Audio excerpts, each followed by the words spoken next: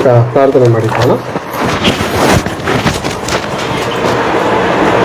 ಅಗಮ್ಯವಾದ ಬೆಳಕಿನಲ್ಲಿ ವಾಸ ಮಾಡುವಂತಹ ತಂದೆಯಾದ ದೇವರೇ, ನಿಮಗೆ ಸ್ತೋತ್ರಗಳು ಕೃತಜ್ಞತೆಗಳು ತಂದೆ. ಈ ರಾತ್ರಿಯ ವೇಳೆಯಲ್ಲಿ ತಂದೆ, ನಿಮ್ಮ ದಾಸರ ಮತ್ತು ನಿಮ್ಮ ಮಕ್ಕಳ ಒಂದು ಕುಟುಂಬದಲ್ಲಿ ತಂದೆ ಈ ಒಂದು ಪ್ರಾರ್ಥನೆ ಕೂಟವನ್ನು ಮಾಡಿಕೊಂಡು ನಿಮ್ಮ ಮಾತುಗಳನ್ನು ಕೇಳುವುದಕ್ಕೂ ನಿಮ್ಮ ನಾಮವನ್ನು ಆರಾಧಿಸುವುದಕ್ಕೆ ಒಳ್ಳೆ ಸಮಯವನ್ನು ಕೊಟ್ಟಿದ್ದಕ್ಕಾಗಿ ಸ್ತೋತ್ರಗಳು ಕೃತಜ್ಞತೆಗಳು ತಂದೆ. ಅಪ್ಪ, ಒಂದು ವೇಳೆ ಬರುವುದು ಯಾರಾದರೂ ಇದ್ದರೆ ಅವರು ಸೌಖ್ಯವಾಗಿ ಬರುವಂತೆ ನೀವು ತಾನೇ ಪ್ರೇರಣೆ ಕೊಡಿ. ಬಂದು ನಿಮ್ಮ ವಾಕ್ಯವನ್ನು ಕೇಳುವಂತೆ ತಂದೆ ಅವ್ರಿಗೂ ಅನುಗ್ರಹವಾಗಿರಲಿ ಅಪ್ಪ. ಒಂದು ವೇಳೆ ಯಾರು ಬರದೇ ಇದ್ದರೆ ಇದ್ದಂಥ ನಾವೇ ನಿಮ್ಮ ವಾಕ್ಯದಲ್ಲಿ ನಡೆಯುವುದಕ್ಕೆ ನಮಗೆ ಬೇಕಾಗಿರುವಂಥ ನಿಮ್ಮ ಮಾತುಗಳನ್ನು ನಮಗೆ ಅನುಗ್ರಹಿಸಿರಿ. ಪರಿಶುದ್ಧಾತ್ಮನ ಮೂಲಕ ಪ್ರಾರಂಭದಿಂದ ಅಂತ್ಯವರೆಗೂ ನಮ್ಮನ್ನು ನಡೆಸಿಕೊಡಬೇಕೆಂದು ಪ್ರಾರ್ಥನೆಯನ್ನು ರಕ್ಷಕನ ಪ್ರಭುತ್ವೇನು ವಿಶೇಷ ನಮ್ಮಲ್ಲಿ ಪ್ರಾರ್ಥಿಸಿ ಬೇರೆ ಹೊಂದಿನಪ್ಪ ತಂದೆ. ಕುಡಿಬಂತೆಲ್ಲ ದೇವರ ಜೊತೆಗೆ ಯೇಸು ಕ್ರಿಸ್ತನ ನಾಮದಲ್ಲಿ ವಂದನೆಗೊಳ್ಳುತ್ತೇವೆ. ಪ್ರತಿಯೊಬ್ಬರ ಜೀವಿತದಲ್ಲಿ ನೋಡುವಾಗ ಒಂದಲ್ಲ ಒಂದು ಪರೀಕ್ಷೆಗಳು ಇರುವುದನ್ನು ನಾವು ನೋಡ್ತೇವೆ. ಮಕ್ಕಳಿಗೆ UKG ಸ್ಕೂಲ್ ಸೇರಿಸಿದಾಗಿಂದ ಅವರು ಡಿಗ್ರಿ ಓದೋವರೆಗೂ 1 ವರ್ಷ ಪರೀಕ್ಷೆ ಇರುತ್ತೆ. ಅಂದರೆ 1 ವರ್ಷದಲ್ಲಿ ಆತನು ಹೇಗೆ ಸ್ಕೂಲ್ ಬರ್ತಾ ಇದ್ದಾನೆ, ಪ್ರತಿದಿನ ನಾವು ಕೊಟ್ಟಂಥ ಹೋಮ್ವರ್ಕನ್ನು ಎಷ್ಟು ಮಾಡ್ತಾ ಇದ್ದಾನೆ ಅನ್ನುವಂಥ ಮೇರೆಗೆ ಅನೇಕರಿಗೆ ಒಂದು ಪರೀಕ್ಷೆಗಳು, ಕಡೆಯಲ್ಲಿ ಒಂದು ದೊಡ್ಡ ಪರೀಕ್ಷೆ ಏನೆಂಬುದಾಗಿ ನೋಡುವಾಗ ನಾವು ಕೊಡುವಂಥ ಇಷ್ಟು ಪಾಠಗಳಲ್ಲಿ ನೀನೆಷ್ಟು ಕಲಿತಿದ್ದೀಯಾ, ಇನ್ನೆಷ್ಟು ಅಂಕೆಗಳನ್ನು ಪಡೆದುಕೊಳ್ಳುವುದಕ್ಕೆ ಸಾಧ್ಯ ಎನ್ನುವಂಥ ಒಂದು ಪರೀಕ್ಷೆಯನ್ನು ಇಡುವುದನ್ನು ನೋಡ್ತೇವೆ. ಒಬ್ಬ ಲಾಯರು ಎಕ್ಸಾಮ್ ಬರೆದವ್ರಿಗೂ ಅಷ್ಟೇ, ಅವ್ರಿಗೂ ಅನ್ನುವಂಥ ಒಂದು ಪರೀಕ್ಷೆಗಳಿರುತ್ತೆ. ಕ್ರಿಕೆಟ್ ಆಡೋರು ಅಷ್ಟೇ, ಅಥವಾ IPS ಎಕ್ಸಾಮ್ ಬರೆಯೋರಿಗೂ ಕೂಡ ಪ್ರತಿಯೊಬ್ಬರಿಗೆ ಪರೀಕ್ಷೆ ಅನ್ನೋದು ಇರುತ್ತೆ. ಪರೀಕ್ಷೆಯ ನಂತರ ಅವರ ಅರ್ಹತೆಗೆ ತಕ್ಕ ಹಾಗೆ ಬಹುಮಾನ ಕೊಡೋದನ್ನು ನಾವು ಈ ಪ್ರಪಂಚದಲ್ಲಿ ನೋಡ್ತಾ ಇದ್ದೇವೆ. ಯಾಕಂದರೆ ದೇವರ ವಾಕ್ಯ ಏನಿಲ್ಲಕ್ಕಂದರೆ ಈ ಸೃಷ್ಟಿಗಳ ಮೂಲಕ ನಮಗೆ ಬುದ್ಧಿಗೆ ಗೊತ್ತಾಗಿ ಕಂಡು ಬರುತ್ತದೆ. ಕೆಲವೊಂದು ವಿಷಯಗಳು ಲೋಕದಲ್ಲಿ ನಾವು ತಿಳಿದುಕೊಳ್ಳಬಹುದು. ನಾವು ಕಂಪೇರ್ ಮಾಡಿದ್ರೆ ದೇವರ ವಾಕ್ಯಕ್ಕೂ ಮನುಷ್ಯರಲ್ಲಿರುವಂಥ ಪರಿಸ್ಥಿತಿಗಳಿಗೂ ನಾವು ಅದರಲ್ಲಿ ತಿಳ್ಕೊಳ್ಳುವಂಥ ವಿಷಯಗಳು ಬಹಳ ಸಿಗುತ್ತೆ.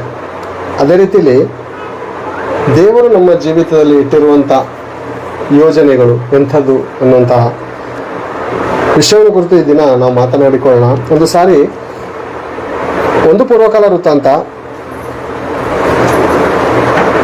19ನೇ ಅಧ್ಯಾಯ 13ನೇ ವಚನವನ್ನು ತೆಗೆದು ಓದೋಣ. ಒಂದು ಪೂರ್ವಕಾಲ ವೃತ್ತಾಂತ 19ನೇ ಅಧ್ಯಾಯ 13ನೇ ವಚನ. ಇವ್ರು ಯಾರಂದ್ರೆ ದಾವಿದನ ಕಡೆ ಇರುವಂಥ ಯುದ್ಧ ಶೂರರು ಎದುರುಗಡೆ ಇರುವಂಥ ಶತ್ರುಗಳ ಜೊತೆ ಹೋರಾಡಬೇಕಾದ್ರೆ ಹೇಳ್ತಾ ಇರುವಂಥ ಮಾತು ಓದಿಕೊಳ್ಳೋಣ. ಧೈರ್ಯದಿಂದಿರು, ನಮ್ಮ ಜನರಿಗೋಸ್ಕರವು. ಒಂದು ಪೂರ್ವಕಾಲ ವೃತ್ತಾಂತ 19ನೇ ಅಧ್ಯಾಯ 13ನೇ ವಚನ. ಧೈರ್ಯದಿಂದಿರು, ನಮ್ಮ ಜನರಿಗೋಸ್ಕರವು.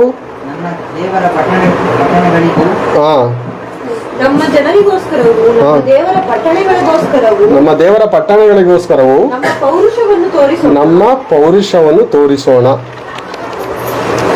ನಾನು ಮೊದಲೇ ಹೇಳಿದ ಹಾಗೆ ಒಂದು ಪರೀಕ್ಷೆಯ ನಂತರ ಒಂದು ಬಹುಮಾನ ಸಿಗುವಂಥದ್ದು. ಕ್ರೈಸ್ತರಾದಂಥ ನಮಗೆ ಮೊದಲು ಏನಿದೆ? ಕಿರೀಟ ಇದೆಯಾ, ಯುದ್ಧ ಇದೆಯಾ?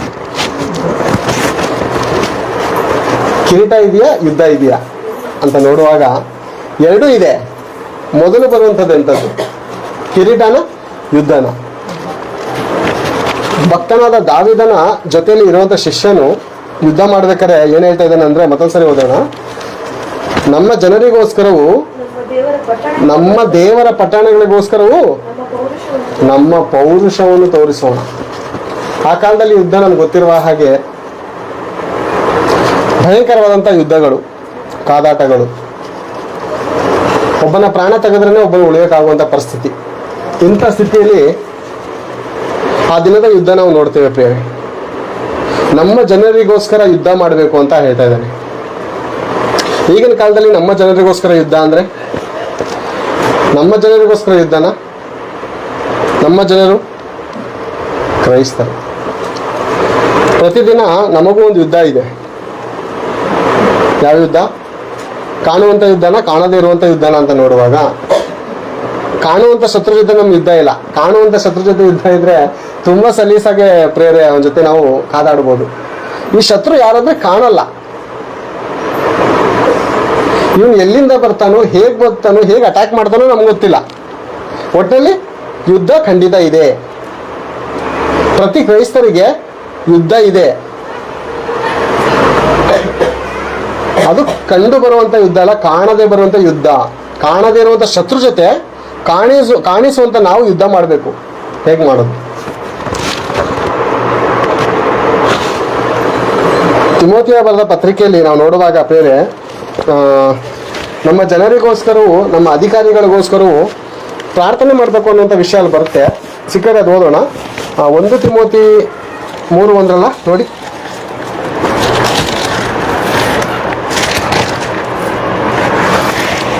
ಹಾಂ, 1 ತಿಮೋತಿ 2ನೇ ಅಧ್ಯಾಯ 1ನೇ ವಚನದಿಂದ.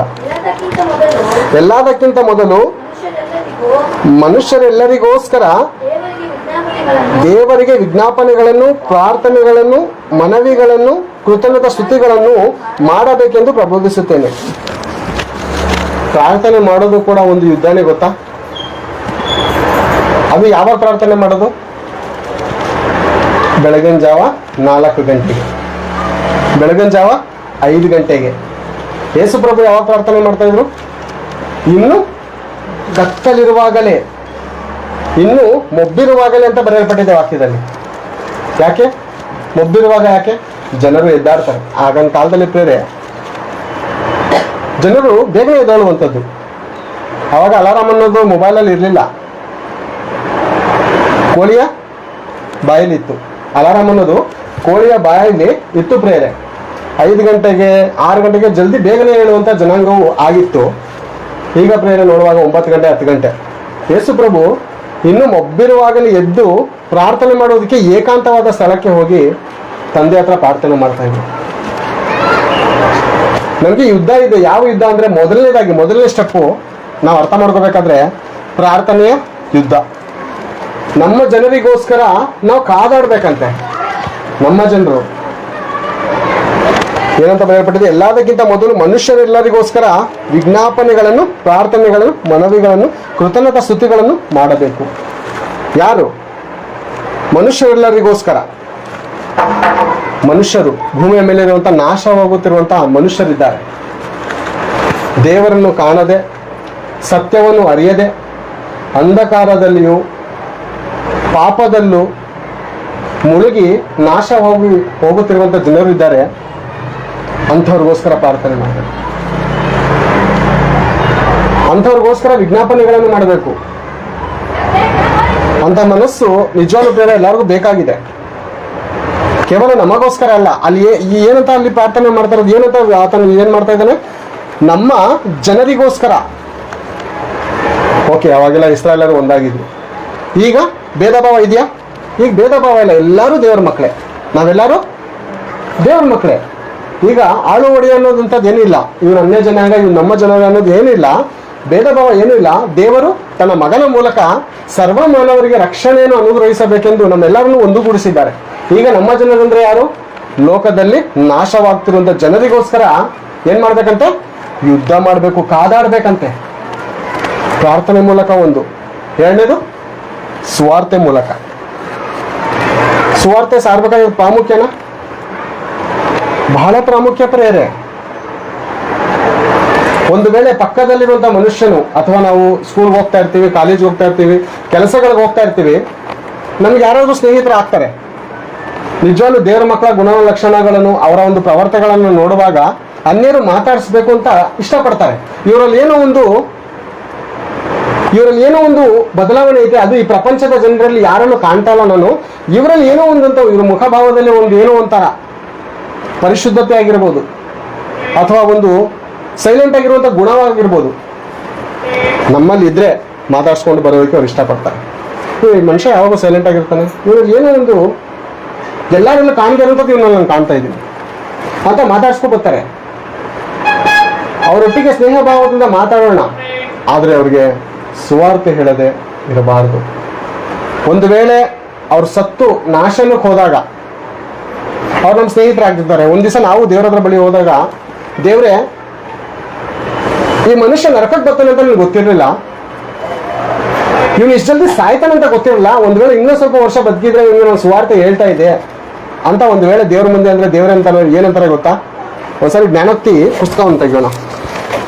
ಜ್ಞಾನೋಕ್ತಿಗಳು 24ನೇ ಅಧ್ಯಾಯ 11ನೇ ವಚನ 12ನೇ ವಚನ ಓದೋಣ. ಜ್ಞಾನೋಕ್ತಿಗಳು 24ನೇ ಅಧ್ಯಾಯ 11ನೇ ವಚನ 12ನೇ ವಚನ. ಕೊಲೆಗೆ ಸೆಳೆಯಲ್ಪಟ್ಟವರನ್ನು ರಕ್ಷಿಸು, ಸಂಹಾರಕ್ಕೆ ಗುರಿಯಾದವನನ್ನು ತಪ್ಪಿಸುವುದಿಲ್ಲವೋ? ಹಾ, ಇದು ನನಗೆ ಗೊತ್ತಿರಲಿಲ್ಲ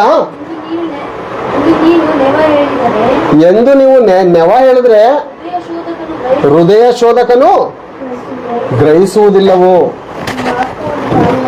ನಿನ್ನ ಆತ್ಮವನ್ನು ಕಾಯುವಾತನು ತಿಳಿಯುವುದಿಲ್ಲವೋ?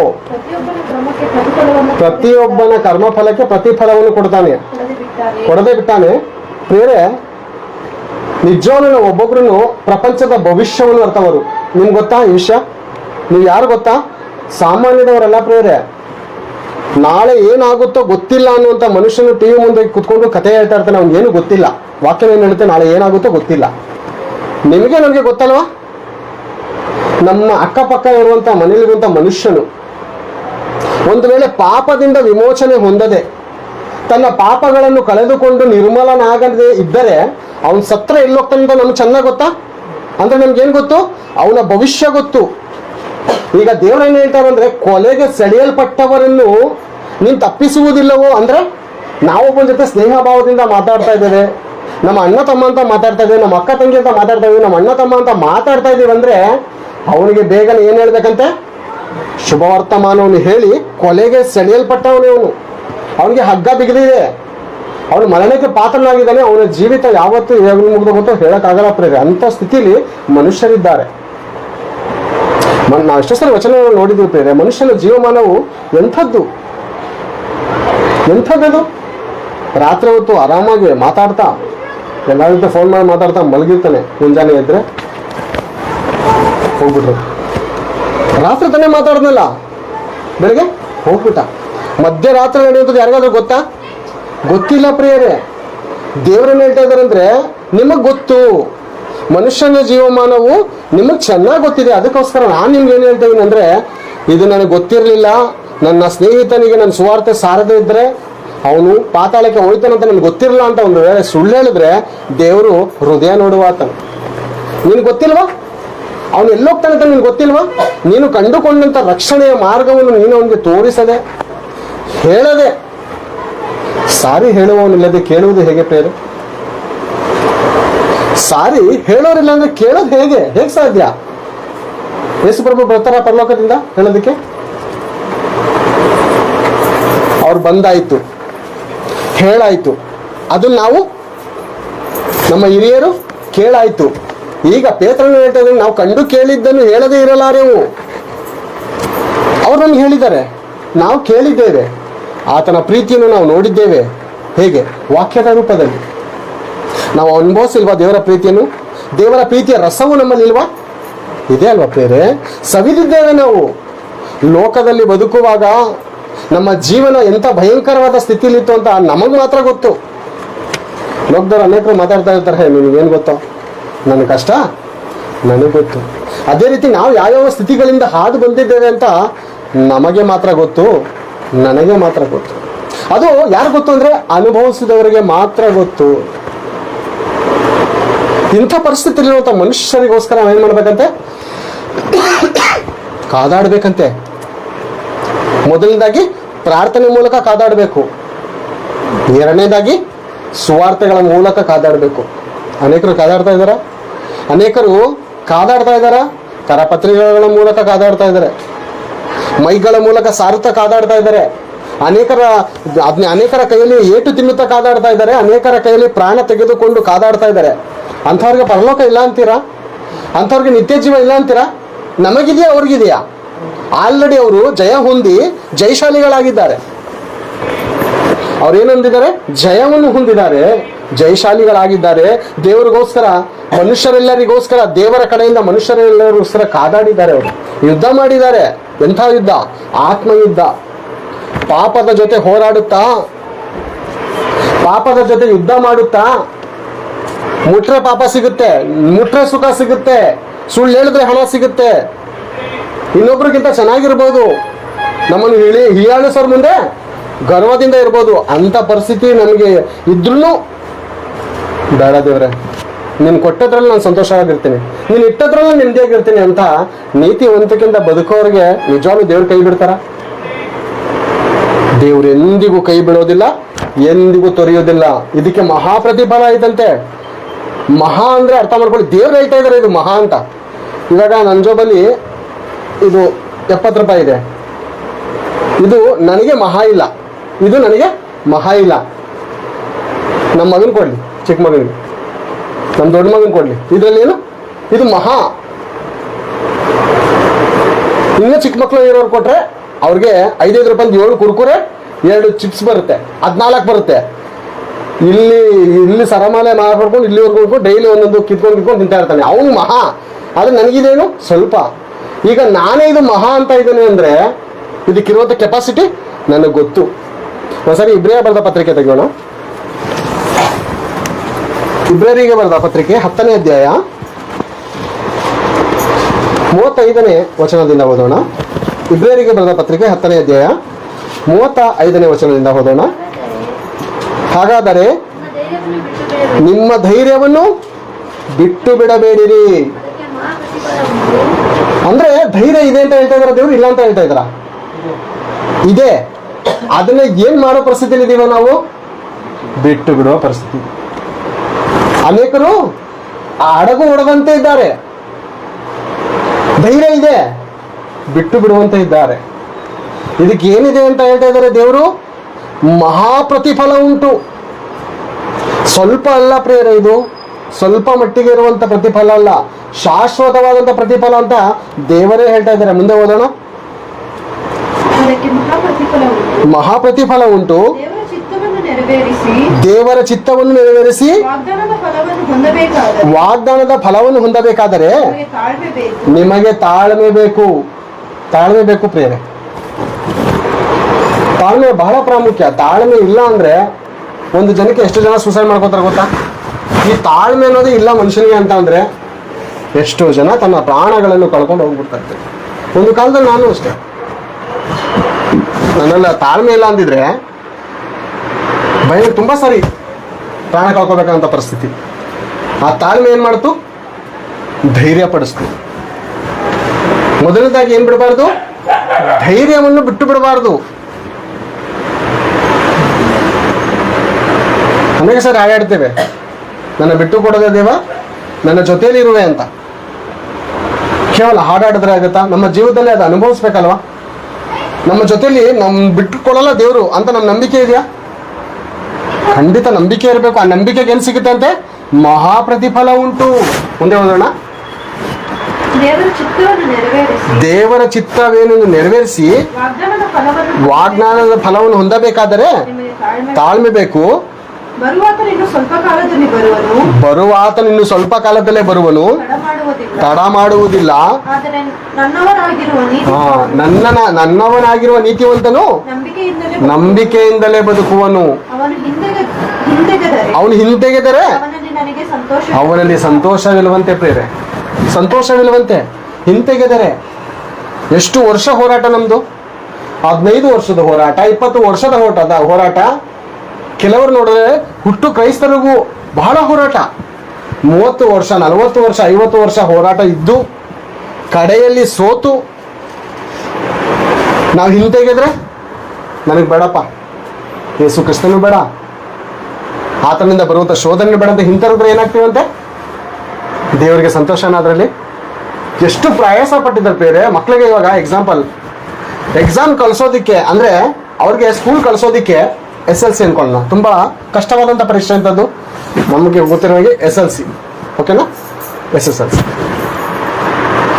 ಆ ಮಗುಗೆ 365 ದಿವಸಗಳು, ಅದರಲ್ಲಿ ಸ್ವಲ್ಪ ರಜೆಗಳಿರುತ್ತೆ, 200 ದಿವಸಗಳು ಅವನಿಗೆ ಬೇಕಾಗಿರೋಂಥ ಫೀಸು ಅಡ್ಮಿಷನ್ ಸ್ಟಾರ್ಟಿಂಗ್ ಕಟ್ಟಬೇಕು. ಲಕ್ಷಾಂತರ ರೂಪಾಯಿ ಅಡ್ಮಿಷನ್ ಕಟ್ಟಬೇಕು. ತಂದೆ ತಾಯಿಗಳು ಸಾಲ ಮಾಡಿ ಅಡ್ಮಿಷನ್ ಕಟ್ತಾರೆ. ಈಗ ಕಲರ್ ಬಟ್ಟೆಗಳು ಬೇಕು, ಬಟ್ಟೆಗಳು ಕೊಡಿಸ್ತಾರೆ, ಪ್ಯಾಂಟ್ಗಳು ಕೊಡಿಸ್ತಾರೆ, ಬಟ್ಟೆಗಳು ಕೊಡಿಸ್ತಾರೆ. ಓಡಾಡೋದಕ್ಕೆ ಗಾಡಿನೂ ಕೂಡ ಕೊಡಿಸಿ, ಗಾಡಿ ಇಲ್ಲ ಅಂದರೆ ಓಡಾಡೋದಕ್ಕೆ ಪಾಸು ಮಾಡಿಸಿ, ಎಲ್ಲ ಮಾಡಿಸಿ, ಅವ್ನು ಹೋದಾಗ ದುಃಖಪಟ್ಟು ಬರುವಾಗ ನನ್ನ ಮಗ ಯಾವಾಗ ಬರ್ತಾನಂತ ಕಾಯ್ತಾ ಇಷ್ಟೆಲ್ಲ ವರ್ಷ ಎಲ್ಲ ಹಿಂಸೆ ಪಟ್ಟು ಕಡೆಯಲ್ಲಿ ಬೇಕು ಅಂತಾನೆ ಫೇಲ್ಯೂರ್ ಆಗ್ಬಿಟ್ಟು ಬಂದರೆ, ಒಂದು ದಿವಸ ರಿಸಲ್ಟ್ ಬಂದಾಗ ಎಂಥ ನೋವಾಗುತ್ತೆ ಗೊತ್ತಾ? ಯಾವಾಗ ಏನು ನೆನಪಾಗುತ್ತೆ ಗೊತ್ತಾ? ಅವಾಗ ಇವನಿಗೆ ರೆಡಿ ಮಾಡಿ ಕಳಿಸ್ತಾ ಇದ್ದು, ಇವನಿಗೋಸ್ಕರ ಸಾಲ ಮಾಡಿ ಫೀಸ್ ಕಟ್ಟಿದ್ದು, ಇವನಿಗೆ ಕಲರ್ ಬಟ್ಟೆ ಕೊಡಿಸಿದ್ದು, ಏನು ಮಾಡ್ಬೇಕು ಅನ್ಸ್ತಾ ಗೊತ್ತಾ? ಅವಾಗ ಬಟ್ಟೆಗೆಲ್ಲ ಬೆಂಕಿ ಹಾಕ್ಬೇಕು ಅನ್ಸದೇ ಇಲ್ವಾ? ವೇಸ್ಟ್ ಏನ್ ತಗೋ, ಇಷ್ಟು ಕಷ್ಟಪಟ್ಟು ನಿನ್ನ ಓದಿಸಿದೆ ಅಂತಕ್ಕೆ ಈ ದಿನ ನೋಡಕ್ಕ. ಅಲ್ಲ, ದೇವ್ರ ನಮ್ಮ ಏನಿದೆ? ನಂಬಿಕೆ. ದೇವ್ರು ನಮ್ಮೇನೇನು ಇಟ್ಟಿದ್ದಾರೆ? ನಂಬಿಕೆ. ಪ್ರಪಂಚದಲ್ಲಿರುವಂಥ ಜನರನ್ನು ಕೂಡ ಯಾಕೆ ಪೋಷಿಸ್ತಾ ಇದ್ದಾರೆ ಅಂದರೆ ದೇವ್ರಿಗೇನಿದೆ? ಎಲ್ಲೋ ಒಂದು ಕಡೆ ನಂಬಿಕೆ. ಅಂದ್ರೆ ದೇವ್ರಿಗೆ ಅಂತ್ಯ ಗೊತ್ತು. ದೇವ್ರಿಗೆ ಅಂತ್ಯ ಗೊತ್ತಿದ್ರು ಯಾಕೆ ತಾಳ್ಮೆಯಿಂದ ಕಾಯ್ಕೊಂಡಿದ್ದಾರೆ ಅಂದರೆ ನಂಬಿಕೆ, ನಿರೀಕ್ಷೆ. ಇನ್ನೊಂದು ಹೇಳ್ಬೇಕಂದ್ರೆ ನಿರೀಕ್ಷೆ. ಇವಾಗ ಇಂಥವ್ನು ಪಾತಾಳಕ್ಕೆ ಹೋಯ್ತಾನಂತ ನಮಗೆ ಕನ್ಫರ್ಮ್ ಆಯಿತು, ಇಂಥವ್ರು ಪಾತಾಳಕ್ಕೆ ಹೋಗ್ತಾರೆ ಅಂತ ಕನ್ಫರ್ಮ್ ಆಯಿತು ಅನ್ಕೊಳ್ಳಿ. ಅವ್ರಿಗೋಸ್ಕರ ನಾವು ಪ್ರಾರ್ಥನೆ ಮಾಡ್ತೀವ? ನಮ್ಮ ಸಭೆಯಲ್ಲಿ ಸ್ವಲ್ಪ ಜನ ಇದ್ದಾರೆ ಅನ್ಕೊಳ್ಳಿ, ಇಂಥವ್ರು ಭಯ ಭಕ್ತಿಲಿಲ್ಲ, ಇವ್ರ ಮನೆ ಕುಟುಂಬದವರು ಭಯ ಭಕ್ತಿಲಿಲ್ಲ, ಇವ್ರಿಗೆ ದೇವ್ರ ಕಂಡ್ರೆ ಪ್ರೀತಿ ಇಲ್ಲ ಅಂತ ನಮಗೆ ಗೊತ್ತಾಯ್ತು, ಇವರು ಪರಲೋಕಕ್ಕೆ ಹೋಗಲ್ಲ ಅಂತ. ಇವಾಗ ಅವ್ರಿಗೋಸ್ಕರ ನಾವು ಪ್ರಾರ್ಥನೆ ಮಾಡ್ತೀವ? ನಾವು ಕನ್ಫರ್ಮ್. ಇವರು ಪ್ರಾರ್ಥನೆ ಮಾಡಿದ್ರು ಹೋಗೋದೇ ನರಕಕ್ಕೆ, ಪ್ರಾರ್ಥನೆ ಮಾಡಲಿಲ್ಲ ಅಂದ್ರು ಹೋಗೋದೇ ನರಕಕ್ಕೆ. ಅವಾಗ ಏನು ಮಾಡ್ತೀವಿ ನಾವು? ಪ್ರಾರ್ಥನೆ ಮಾಡಲ್ಲ ಅವ್ರಿಗೋಸ್ಕರ, ಬೇಡಲ್ಲ. ಟೀಚರ್ಗಳಿಗೂ ಕೂಡ, ಮೇಷ್ಟ್ರುಗಳಿಗೂ ಕೂಡ ಕೆಲವೊಂದು ವಿಷಯ ಕೆಲವರೊಬ್ಬರ ಬಗ್ಗೆ ಗೊತ್ತಿರುತ್ತೆ, ಚೆನ್ನಾಗಿ ಗೊತ್ತಿರುತ್ತೆ. ಇವನು ಈ ವರ್ಷ ಪಾಸ್ ಆಯ್ತಾನೋ ಇಲ್ವೋ, ಅವನ ಪ್ರವರ್ತನೆ, ಅವನ ನಡವಳಿಕೆಗಳನ್ನು ನೋಡಿದ್ರು ಕೂಡ ಅವನಿಗೊಂದು ಚಾನ್ಸ್ ಕೊಡ್ತಾರೆ, ನೋಡಿ, ಅವನಿಗೊಂದು ಸಮಯ ಮಾಡಿಕೊಡ್ತಾರೆ. ನೀನು ಈಗಾದ್ರೂ ಬದಲಾವಣೆ ಆಯ್ತು. ಈಗ 1 ವರ್ಷ ಮುಗಿದೋಯ್ತು, 10 ದಿವಸ ಎಕ್ಸಾಮ್ ಇದೆ. ನೀನು ಮಾಡಿದ ತಪ್ಪನ್ನು ಸರಿಪಡಿಸ್ಕೊಂಡು ಈ 10 ದಿನದಲ್ಲಿ ನೀನು ಪರಿಶ್ರಮ ಪಟ್ಟು ಎಕ್ಸಾಮ್ ಬರೀತೀನ ಅಂತ ಏನು ಮಾಡಬೇಕು? ಅವರು ನಂಬಿಕೆಯಿಂದ ಅವ್ರಿಗೆ ಒಂದು ಚಾನ್ಸ್ ಕೊಡ್ತಾರೆ. ದೇವರು ನಿಮ್ಮ ವಿಷಯದಲ್ಲೂ ಕೂಡ ಏನು ಮಾಡ್ತಿದ್ದಾರೆ ಗೊತ್ತಾ? ಅವ್ರಿಗೆ ಗೊತ್ತು, ದೇವ್ರಿಗೆ ಗೊತ್ತು ಇವನು ಪರಲೋಕಕ್ಕೆ ಬರ್ತಾನೆ, ಪಾತಾಳಕ್ಕೆ ಹೋಗ್ತಾನೆ ಅಂತ ಗೊತ್ತಿದ್ರು ಕೂಡ ಯಾಕೆ ಕಾಯ್ತಾ ಇದ್ದಾರೆ ಅಂದರೆ ನಂಬಿಕೆ ಮಾತ್ರ, ನಿರೀಕ್ಷೆ ಮಾತ್ರ. ಯಾಕಂದ್ರೆ ಫಸ್ಟೇ ಡಿಸೈಡ್ ಆಗೋದ್ರೆ ದೇವ್ರಿಗೂ ಕೂಡ ಬೇಸರ ಆಗುತ್ತೆ ಪ್ರೇರೆ. ಅಲ್ಲಿ ಏನು ಹೇಳ್ತಾ ಇದ್ರೆ ದೇವರು, ಓದೋಣ, ಅಲ್ಲಿ ಲಾಸ್ಟ್ ಪದವನ್ನು ಓದೋಣ. ಅವನು ಹಿಂದೆಗೆದರೆ ಅವನಲ್ಲಿ ನನಗೆ ಸಂತೋಷ ಇಲ್ಲ. ಇಷ್ಟು ವರ್ಷ ಹೋರಾಟ ಮಾಡಿ, ಇಷ್ಟು ವರ್ಷ ಸುವಾರ್ತೆಯನ್ನು ಸಾರಿ, ಇಷ್ಟು ವರ್ಷ ಇನ್ನೊಬ್ಬರಿಗೋಸ್ಕರ ಪ್ರಾರ್ಥನೆ ಮಾಡಿ, ಇಷ್ಟು ವರ್ಷ ಇನ್ನೊಬ್ರಿಗೋಸ್ಕರ ಸಹಾಯ ಮಾಡಿ, ಲಾಸ್ಟಲ್ಲಿ ನೀನೇ ಸೋತೋದ್ರೆ ದೇವ್ರ ಸಂತೋಷನ? ಎಂಥ ದುಃಖ ಗೊತ್ತಾ ಅದು ಪ್ರೇರೆ. ಲೋಕದಲ್ಲಿರುವಂಥ ಮನುಷ್ಯನು ದೇವ್ರನ್ನ ಕಂಡುಕೊಳ್ಳದೆ, ದೇವ್ರ ಬಗ್ಗೆ ತಿಳಿಯದೆ ಸತ್ತೋದ್ರೆ ದುಃಖ ಆಗುತ್ತಾ? ದೇವ್ರನ್ನ ಕಂಡುಕೊಂಡು ದೇವರಲ್ಲಿದ್ದು ದೇವರಿಗೋಸ್ಕರ ಬದುಕಿ ಲಾಸ್ಟಲ್ಲಿ ಹಿಂತೆಗೆದು ಸೋತು ಧೈರ್ಯಗೆಟ್ಟು ಸೋತೋದ್ರೆ, ಬಿದ್ದೋದ್ರೆ ಎಷ್ಟು ದುಃಖ, ಯಾರು ದುಃಖ ಆಗುತ್ತೆ? ಎಷ್ಟು ಇವಾಗ ಲೋಕದವ್ರದಿಂದ ದೇವ್ರಿಗೆ ಜಾಸ್ತಿ ದುಃಖ ಆಗುತ್ತಾ? ತಮ್ಮಲ್ಲಿರುವಂಥ ಜನರಲ್ಲಿ, ದೇವ್ರ ಜನರಲ್ಲಿ ಹಿಂತೆಗೆದ್ರೆ ಜಾಸ್ತಿ ನೋವಾಗುತ್ತೆ ದೇವ್ರಿಗೆ. ಅಂದರೆ ನಮ್ಮಲ್ಲಿದ್ದವರು, ದೇವರಲ್ಲಿದ್ದವರು, ಅಯ್ಯೋ ಇವನಿಗೋಸ್ಕರ ಎಷ್ಟು ಕಷ್ಟಪಟ್ಟೆ. ಖಂಡಿತ ದೇವರು ನೀತಿವಂತರ ಮೇಲೂ ಮಳೆ ಸುರಿಸ್ತಾ ಇದ್ದಾರೆ, ಅನೀತಿವಂತರ ಮೇಲೂ ಮಳೆ ಸುರಿಸ್ತಾ ಇದ್ದಾರೆ. ಹೆಚ್ಚಾದಂಥ ಪ್ರೊಟೆಕ್ಷನ್, ಹೆಚ್ಚಾದಂಥ ಕಾವಲು, ಹೆಚ್ಚಾದಂಥ ನಿರೀಕ್ಷೆ, ಹೆಚ್ಚಾದಂಥ ನಂಬಿಕೆ ಯಾರ ಮೇಲೆ ಇಟ್ಟಿದ್ರು ಗೊತ್ತಾ? ತನ್ನ ಮಕ್ಕಳ ಮೇಲೆ. ಬಸ್ ಸ್ಟಾಪಲ್ಲಿ ನಿಂತಿರ್ತೀವಿ, ಮಕ್ಕಳಿಗೆ ತಿಂಡಿ ಕೊಡಿಸ್ತಾ ಇರ್ತೀವಿ. ಬಸ್ ಸ್ಟಾಪಲ್ಲಿ ನಿಂತಿದ್ದಾಗ ಮಕ್ಕಳಿಗೆ ತಿಂಡಿ ಕೊಡಿಸ್ತೀವಿ. ಇನ್ನೊಬ್ಬ ಹುಡುಗ ಬರ್ತಾನೆ, ಯಾರು? ಇನ್ನೊಬ್ಬ ಅಂದರೆ ನಮ್ಮ ಮಗನ ಸ್ನೇಹಿತನ ಒಬ್ಬ ಕ್ಲಾಸ್ಮೇಟ್ ಬರ್ತಾನೆ, ಓಕೆನಾ? ಬಂದಾಗ ಆ ತಿಂಡಿಯಲ್ಲಿ ಸ್ವಲ್ಪ ಹಂಚಿ, ಬಿಸ್ಕೆಟ್ ಆಗಿರ್ಬೋದು, ಚಾಕ್ಲೇಟ್ ಆಗಿರ್ಬೋದು, ಅಥವಾ ಕ್ಯಾಡ್ಬರೀಸ್ ಆಗಿರ್ಬೋದು, ಮಗನಿಗೂ ಕೊಡ್ತೇನೆ. ಮಗನ ಸ್ನೇಹಿತನ ಯಾರಾದರೂ ಇದ್ದರೆ ಅವನಿಗೂ ಕೂಡ ಕೊಡ್ತೇನೆ. ಆ ಬಸ್ ಸ್ಟಾಪಿಂದ ಬಸ್ ಹತ್ತಿ ಹೋಗ್ಬೇಕಂದ್ರೆ ಯಾರು ಕರ್ಕೊ ಹೋಗ್ತಾನೆ? ನನ್ನ ಮಗನ್ಗ ಅವನ್ಗ? ನನ್ನ ಮಗನ್ ಕರ್ಕೊ ಹೋಗ್ತೀನ ಅಥವಾ ಚಾಕ್ಲೇಟ್ ಕೊಟ್ಟವನಿಗೆ ಬಿಸ್ಕೆಟ್ ಕೊಟ್ಟವನಿಗೆ ನನ್ನ ಮಗನ ಒಂದು ಸ್ನೇಹಿತನ ಕರ್ಕೊ ಹೋಗ್ತೀನ? ನನ್ನ ಮಗನಿಗೆ ತಾನೇ ಕರ್ಕೋಗೋದು. ದೇವ್ರು ಎಲ್ಲಾರನ್ನೂ ಪ್ರೀತಿಸ್ತಾ ಇದ್ದಾರೆ, ಎಲ್ಲರಿಗೂ ಬೇಕಾಗಿರೋದು ಸರಿಸಮ ಕೊಡ್ತಾ ಇದ್ದಾರೆ. ಆದ್ರೆ ಹೆಚ್ಚಾದಂತ ಕೇರ್ ತಗೋತಾ ಇದ್ದಾರೆ ನೋಡಿ. ನಾವು ದೇವ್ರ ದೃಷ್ಟಿಯಲ್ಲಿ ಏನಾಗಿರೋದ್ರಿಂದ ಹೆಚ್ಚಾಗಿ ಕೇರ್ ತಗೋತಾ ಇರೋ ಗೊತ್ತಾ? ನಾವು ಅಮೂಲ್ಯರು ಪ್ಲಸ್ ಮಾನ್ಯರು ಅಂತ. ಅಮೂಲ್ಯರು, ಮಾನ್ಯರು, ಗೌರವಕ್ಕೆ ಯೋಗ್ಯರು. ಅನ್ಯರ ಜೊತೆಗೆ ದೇವರು ನ್ಯಾಯ ತೀರ್ಪಿಗೆ ಗುರಿ ಮಾಡಬಾರ್ದು ಅಂತ ನಮ್ಗೆ ಈ ಲೋಕದಲ್ಲಿ ಏನ್ ಶಿಕ್ಷಿಸ್ತಾ ಇದ್ದಾನೆ ಹೇಳಿ? ನನ್ನ ಮಕ್ಕಳು ಅನ್ಯರ ಜೊತೆಯಲ್ಲಿ ನಿಂತುಕೊಂಡು ನ್ಯಾಯ ವಿಚಾರಣೆ ಗುರಿ ಆಗ್ಬಾರ್ದು. ಇವ್ರಿಗೆ ಏನಿದ್ರು ಸಪ್ರೇಟ್ ಆಗಿ ಟ್ರೀಟ್ಮೆಂಟು, ಸಪ್ರೇಟ್ ಆಗಿ ಇವ್ರ ಹತ್ರ ನಾನು ಮಾತಾಡ್ತೀನಿ. ಇವಾಗ ಮಕ್ಕಳು ತಪ್ಪು ಮಾಡಿದ್ರೆ ಎಲ್ಲಾರ ಮುಂದೆ ಹೊಡೆಯಕ್ಕೆ ಹೋಗ್ತೀವ ಅಥವಾ ಸಪ್ರೇಟಾಗಿ ಕರ್ಕೊ ಹೋಗಿ ಬುದ್ಧಿವಾದ ಹೇಳಿ ಕೇಳಿಲ್ಲ ಅಂದ್ರೆ ಹೊಡಿತೀವ? ಎಲ್ಲಾರ ಮುಂದೆ ಬಟ್ಟೆ ಬಿಚ್ಚೆ ಓಡಾಡ್ಸ್ಕೊಂಡು ಹೊಡ್ತೀವ? ಎಲ್ಲಾರ ಮುಂದೆ ಗೌರವ ಹಾಕೊಳ್ಳಕ್ಕೆ ಇಷ್ಟಪಡ್ತೀವ ನಾವು? ಖಂಡಿತ ಇಷ್ಟಪಡಲ್ಲ. ಯಾಕಂದ್ರೆ ಅವ್ನು ಯಾರು?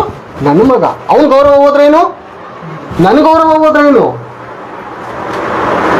ನನ್ನ ಮಗನ ಗೌರವ ಹೋದ್ರೇನು, ನನ್ನ ಗೌರವ ಹೋದ್ರೇನು? ನನ್ನ ಪಾಲಲ್ವವನು, ನನ್ನ ಅಮೂಲ್ಯವಾದಂಥ ಆಭರಣ ಅಲ್ವವನು? ಅವ್ನು ಎಲ್ಲಾರ ಮುಂದೆ ಹೇಗೆ ನಾನು ಹೊಡಿಲಿ, ಹೇಗೆ ನಾನು ಶಿಕ್ಷಿಸ್ಲಿ? ಅದಕ್ಕೆ ನಾವು ಕೊರಿಂಥ ಬರೆದ ಪತ್ರಿಕೆಯಲ್ಲಿ ನಾವು ಓದ್ತೇವೆ, ಯಾವಾಗ ದಾಕ್ಷರ ಸೊರಟಿ ತಗೋಬೇಕಾದ್ರೆ, ನಾವು ಅನ್ಯರ ಸಂಗಡ ನ್ಯಾಯ ವಿಚಾರಣೆಗೆ ಗುರಿಯಾಗಬಾರ್ದು ಅಂತ ದೇವ್ರು ನಮ್ಮನ್ನು ಶಿಕ್ಷಿಸ್ತಾರೆ. ತಂದೆಯಿಂದ ಶಿಕ್ಷೆ ಹೊಂದದ ಮಗನೆಲ್ಲಿ ಇದ್ದಾರ? ಯಾರಾದ್ರು ಇದ್ದಾರ? ತಂದೆಯಿಂದ ಶಿಕ್ಷೆ ಹೊಂದದ ಮಗ ಎಲ್ಲಿ ಇದ್ದಾನ? ಒಂದು ವೇಳೆ ಇದ್ದಾನೆ ಅಂದ್ರೆ ಅವನು ಅಪ್ಪನ ಹುಡ್ದವನಲ್ಲ, ಲೋಕ ರೀತಿಯಲ್ಲಿ ಹೇಳಿದ್ರೆ. ಅಂದ್ರೆ ಸೈತಾನನಿಗೆ ಹುಡ್ದವನು. ನಮ್ಮ ಮಕ್ಕಳು ತಪ್ಪು ಮಾಡಿದಾಗ ಶಿಕ್ಷಿಸ್ತಾ ಇಲ್ಲ ಅಂದ್ರೆ ಅವ್ನು ಯಾರು ಹುಟ್ಟಿದವನು? ಸೈತಾನಿಗ? ದೇವ್ರಿಗ? ಸೈತಾನ ಹುಡ್ದವನು. ಒಂದು ವೇಳೆ ತಪ್ಪು ಮಾಡಿದಾಗ ಶಿಕ್ಷಿಸ್ತಾರೆ ಯಾರ ಮಗ? ನೀನು ದೇವ್ರ ಮಗ, ನೀವು ಹುಡ್ದಂತ ಮಗನು ದೇವ್ರ ಮಗ. ಅದಕ್ಕೆ ಯೇಸು ಪ್ರಭು ಏನು ಹೇಳ್ತಾರಂದ್ರೆ, ತಂದೆಯಿಂದ ಶಿಕ್ಷೆ ಹೊಂದದ ಮಗನಲ್ಲಿ ನೀವು ಶಿಕ್ಷಿತರಾಗುವುದಕ್ಕೆ, ಪೌಲನು ಇಬ್ರಿಯ ಬರೆದ ಪತ್ರಿಕೆ ಬರೆಯುವಂತ ಮಾತು, ನೀವು ಶಿಕ್ಷಿತರಾಗಬೇಕು, ನೀವು ಶಿಕ್ಷೆ ಹೊಂದಬೇಕು, ಶಿಕ್ಷಿತರಾಗಬೇಕು. ಒಂದು ದಿವಸ ಸ್ಟೂಡೆಂಟ್ ಇರ್ತಾನೆ, ಯಾರು? ನಮ್ಮ ಮಗನೇ ಅನ್ಕೊಳ್ಳೋಣ, ಸ್ಟೂಡೆಂಟ್ ಇರ್ತಾನೆ. ಪಾಠ ಕಲಿತಾ ಪೆಟ್ಟುಗಳನ್ನು ತಿಂತ ಮೇಷ್ಟ್ರ ಕೈಯಲ್ಲಿ ಹೋಮ್ವರ್ಕ್ಗಳನ್ನು ಮಾಡ್ತಾ ಒಂದು ದಿವಸ ಈ ಶಿಕ್ಷಿತನ ಜಾಗದಲ್ಲಿ ನಿಂತ್ಕೊಂಡು ಮಿಗ್ದಂತ ತಲೆಮಾರುಗಳಿಗೆ ಇವನು ಪಾಠಗಳನ್ನ ಕಲಿಸ್ಕೊಡ್ತಾನೆ. ಇವನು ಏನಾಗಿದ್ದಾನೆ ಈಗ? ಶಿಕ್ಷಿತನು. ಒಂದು ದಿವಸ ಶಿಕ್ಷೆ ಹೊಂದಿದವನು ಈಗ ಶಿಕ್ಷಿತನು ಅಂದ್ರೆ ಮೇಷ್ಟ್ರ ಸ್ಥಾನದಲ್ಲಿದ್ದಾನೆ. ಮೇಷ್ಟ್ರ ಸ್ಥಾನದಲ್ಲಿದ್ದಾನೆ ಅಂದ್ರೆ ಅವನಿಗೊಂದು ದಿವಸ ಶಿಕ್ಷೆ ಇತ್ತಾ? ಶಿಕ್ಷೆ ಇತ್ತು. ನಮಗೂ ಶಿಕ್ಷೆ ಇದೆಯಾ? ಶಿಕ್ಷೆ ಇದೆ. ಎಂತಕ್ಕೋಸ್ಕರ? ದೇವರ ನಿಬಂಧನೆಯನ್ನು ಕಲಿಯೋದಕ್ಕೋಸ್ಕರ. ಒಂದು ವೇಳೆ ನಮ್ಗೆ ಶಿಕ್ಷೆ ಆಗ್ಲಿಲ್ಲ ಅಂದ್ರೆ ಬೇರೆ ಅಷ್ಟು ಸುಲಭವಾಗಿ ನಮ್ಗೆ ಇರೋದಕ್ಕಾಗಲ್ಲ ಬೇರೆ ದೇವರೊಟ್ಟಿಗೆ. ಮತ್ತೊಂದು ಸಾರಿ ಮತ್ತೊಂದು ವಚನ ನೋಡಿಕೊಳ್ಳೋಣ. ಪೇತ್ರನು ಬರೆದ ಮೊದಲನೇ ಪತ್ರಿಕೆ, ಪೇತ್ರನು ಬರೆದ ಮೊದಲನೇ ಪತ್ರಿಕೆ 1ನೇ ಅಧ್ಯಾಯ 5ನೇ ವಚನ 6ನೇ ವಚನ.